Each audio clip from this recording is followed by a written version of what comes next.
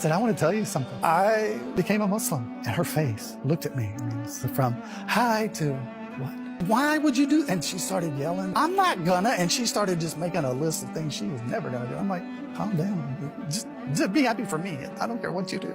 I learned very shortly that Muslims don't deal in riba, interest. Well, I graduated. I specialized in interest rates. So I'm like, okay, what am I going to do? So I start looking for whatever job I can find. I read a little bit in the halal and haram, and it says, hey, Muslims don't eat pork. A Christian's view is pork was bad. Jesus died. Everything became clean. So you can eat it now. So I go to my wife. I said, hey, I learned something. Muslims don't eat pork. So when you're making dinner or whatever, don't give it to me. She's like, I'm not going to do this. I said, don't worry about you. Do what you want. Just let me be happy. I read a few pages later and it says, Muslim men don't wear gold.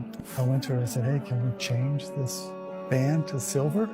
She took off her engagement ring and threw it across the room and said, I'm not gonna. And she gets upset and then she calms down. We ended up getting Islamically married. And I went to church and got through the whole wedding. But she was just tolerating me.